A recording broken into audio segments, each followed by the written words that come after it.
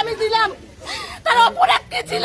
আমি লালমনিরহাট জেলাকে দিলাম এর অপরাধ কি? আমাদের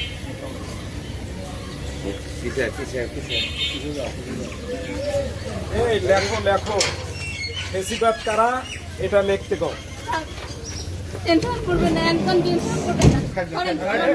আমরা নোংরা না বলছি, নোংরা না। আমি কি বলছি এটা না করব? আমরা গাড়ি তুলে দেব। আপনি একটা কথা বলবেন, আপনি একদম টেনশন করবেন না। উপরে আল্লাহ আছে, এর বিচার আল্লাহ করবে। না কিছু আমার বিচার আল্লাহ করবে। আজকে মিথ্যা অপবাদে এতটা মাস জেল কাটতেছে।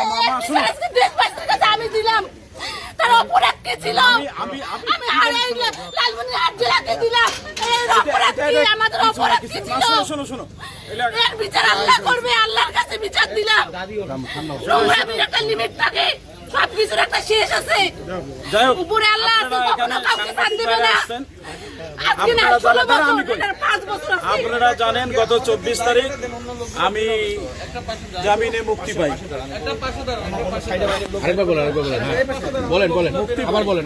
মুক্তি পাই, তারপরেও ফ্যাসিস্টি কায়দায়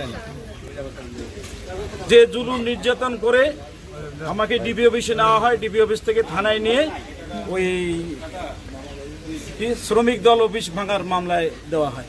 আজকে মাননীয় আদালত আমাদের আইনজীবীদের যুক্তি তর্ক শুনে আমাকে আবারও জামিন দিয়েছে। আজকে আবারও আমাকে ডিবির লোকজন আসছেন, নিয়ে যাবেন। আমি স্বেচ্ছায় যাচ্ছি। তবে লালমনিরহাটবাসীর কাছে আমার একটা কথা থাকলো যে আপনারা বিবেক বিবেচনা করে দেখবেন ফ্যাসিস্ট কারা। একদম টেনশন করবেন না, উপরে আল্লাহ আছে, আল্লাহ আমি করি না, আমি করি না। অন্যায় কিছু করি নাই। আমার উপরে সৃষ্টিকর্তা একজন আছে। 16টা বছর হারাদিন যারা প্রত্যেকটা তৃণমূলের বিএনপি সেবা দিয়ে গেছি। প্রত্যেকটা মানুষের সেবা কখনো ভাবি নাই। বিএনপি নেতারা তখন ধর্ণা দিতে পারিতে সাধু জনের বাসায়। একদম এলাকার মানুষ বিএনপি নেতারা তখন ধর্ণা দিত, সাধু জনের টাকা জামিন হইতো। তখন তারা সাধু জনের টাকা জামিন হইতো, তখন বিএনপি নেতারা ধর্ণা দিত। এরকম হয়রানিমূলক কাজ করতেছে এরা। এদের বিচার আল্লাহ করবে।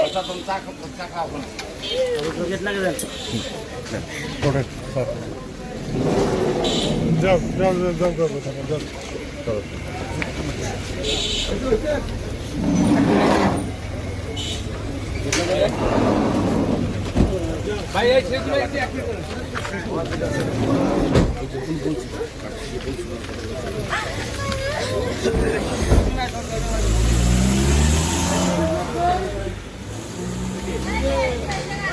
বাংলা।